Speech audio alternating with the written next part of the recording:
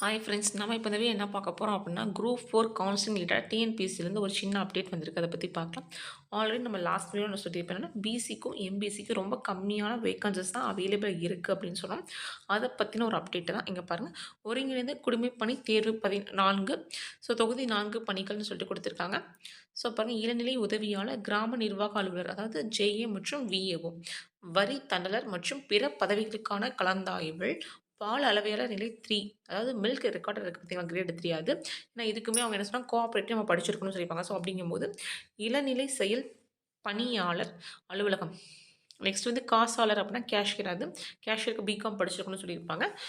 வரவேற்பாளர் மற்றும் தொலைபேசி இயக்குபவர் பதவிகள் நீங்களாக பிற பதவிகளுக்கு. அப்போ அங்கே இதை தவிர மித்தது என்ன இருக்குது, யார் இருக்குன்னு பாருங்கள்.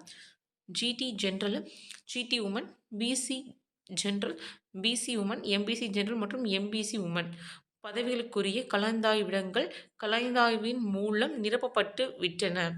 பாருங்கள், இதெல்லாம் ஃபில்லப் ஆயிடுச்சு அப்படின்னு சொல்கிறாங்க. தேர்வர்கள் காலி பணியிட விவரங்கள் தேர்வான இணையதளம் மூலம் தெரிந்து கொள்ளலாம். மேக்ஸிமம் பாருங்கள், இன்றைக்கி தான் வந்திருக்கு நமக்கு. 3/2/2025. நான் வேகன்சி சொன்னேன் பார்த்தீங்கன்னா, ரொம்ப கம்மியாக தான் அவைலபிலிட்டி இருக்குது. அதுவும் பிசி உமன் வித் பிஎஸ்டிஎம்லாம் முடிஞ்சிருச்சு, ஒன்றும் கூட கிடையாது. பிசி, எம்பிசிக்கு நான் ரொம்ப கம்மியாக இருக்கனால வேக்கன்சஸ் எதில் இருக்குது அப்படின்றத பார்த்துட்டு வர சொல்கிறாங்க. ஏன்னா சிலலாம் ஃபில் ஆயிருச்சு, சில கேட்டகரியில் மட்டும்தான் இன்னும் ஃபில் ஆகாமல் இருக்குது அப்படின்றதெல்லாம் சொல்கிறாங்க. அதுக்கு அந்த மாதிரி இருந்துச்சு அப்படின்னா சிலருக்குலாம் க்ரைட்டீரியா இருக்கும். இப்போ காமர்ஸ் அப்படின்னா பிகாம் படிச்சிருக்கணும் அப்படின்னு சொல்லுவாங்க. சிஓஏ அப்படின்னா சிஓஏ முடிச்சிருக்கணும்னு சொல்லுவாங்க. இந்த மாதிரி க்ரைட்டீரியாலாம் இருக்குது. அதனால் நீங்கள் டிபார்ட்மெண்ட் எதில் பர்டிகுலராக ஸ்பெசிஃபிக்காக இருக்குன்றதை பார்த்துட்டு போங்கன்றத ஒரு இன்ஃபர்மேஷன் மாதிரி தான் ஃப்ரெண்ட்ஸ் இது. ஏன்னா பாருங்கள், ஏன்னா ஜிடி ஜென்ரலும் சரி உமனும் சரி ரொம்ப கம்மி வேகன்சிஸ் தான் சொல்லியிருந்தோம். அதே மாதிரி BC general, BC woman, BC woman with PSTM முடிஞ்சிருச்சு. பிசி உமனில் மட்டும்தாச்சு, பிஎஸ்டிஎம் இல்லை. எம்பிசி ஜென்ரலும் சரி, எம்பிசி உமனும் சரி.